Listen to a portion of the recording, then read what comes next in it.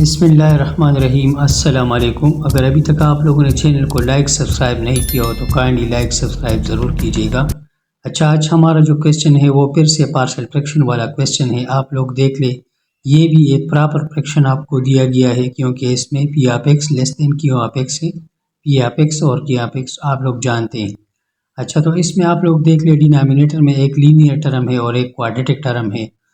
तो quadratic term भी है और साथ नॉन रिपीटेड क्वाड्रेटिक है क्योंकि इसका कोई पावर नहीं है होल में। अच्छा, तो इस क्वेश्चन को आप लोग देख लीजिए, थर्ड केस है, इसको किस तरह सॉल्व करेंगे। तो आइए देखते हैं सॉल्यूशन को। आप देख लें, given fraction is proper with linear factor and quadratic factor. जिस तरह मैंने आपको बताया कि ये प्रॉपर फ्रैक्शन है पहले से, और इसमें एक टर्म लीनियर है और दूसरा क्वाड्रेटिक है। तो देख ले, ये हम किस तरह करेंगे। लीनियर के लिए तो हम a बाई एक्स लिखेंगे, a by linear term, plus quadratic factor जब आता है तो उसका जब हम पार्शियल फ्रैक्शन करते हैं तो उसमें हम दो अननोन टर्म लेंगे, एक x के साथ और दूसरा कांस्टेंट, यानी bx प्लस c इस शक्ल में लिखेंगे। अगर थर्ड क्वाड्रेटिक फैक्टर होता तो उसके लिए हम फिर dx प्लस e लिखते थे। तो अभी चूँकि दो टर्म है, एक लीनियर है तो उसकी जगह a बाई एक्स प्लस एक क्वाड्रेटिक फैक्टर है तो उसकी जगह bx plus c by x square plus 1। ये थर्ड केस है, इसको आप लोग इक्वेशन 1 का नाम दे दो। तो उसके बाद आगे सोल्यूशन को फिर देख लें। उसके बाद वही पुराना तरीका है, multiplying equation 1 by X into X square plus 1 we gate.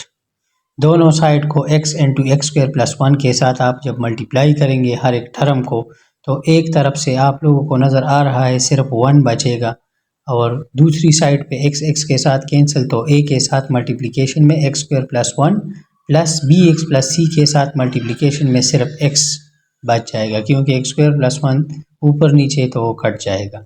अच्छा, इसको मज़ीद आप लोग सिंपल भी कर सकते हैं। 1 अपनी जगह पे लिखो, a मल्टीप्लाई करो एक्स स्क्वायर के साथ तो a एक्स स्क्वायर प्लस इस तरह 1 के साथ तो a प्लस बी एक्स को x के साथ मल्टीप्लाई करो, बी एक्स प्लस सी को x के साथ मल्टीप्लाई करो तो सी एक्स। इसके बाद आप लोग देख ले, डिसेंडिंग आर्डर में लिख दें, यानी कि a X square plus B X square plus C X plus a।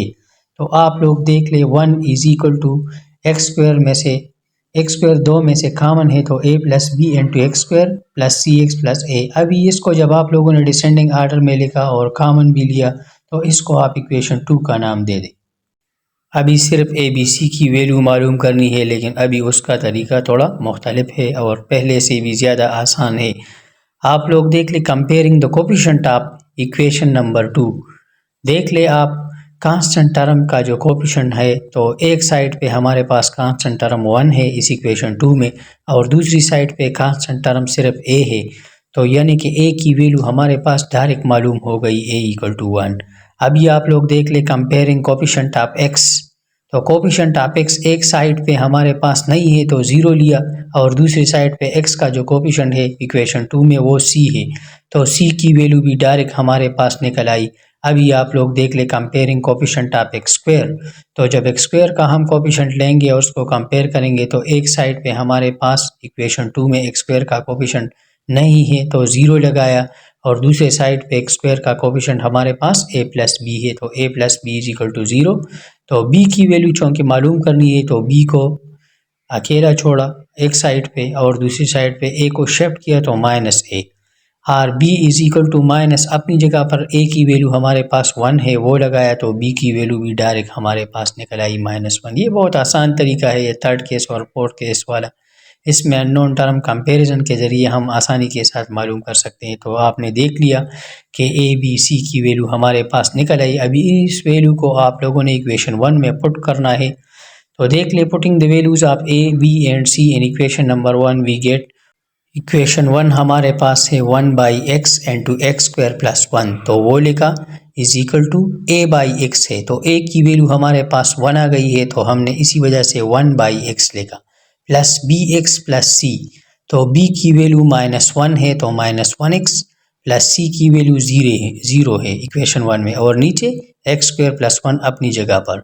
इसको थोड़ा और सिंपल करो तो क्या आएगा, 1 by X into X square plus 1 अपनी जगह पर is equal to 1 by X अपनी जगह पर माइनस प्लस इंटू माइनस से माइनस आता है 1 लिखने की ज़रूरत नहीं है, सिर्फ x बच गया और दूसरा टर्म 0 है तो सिर्फ ऊपर x बच गया और नीचे वही x² + 1 अपनी जगह पर।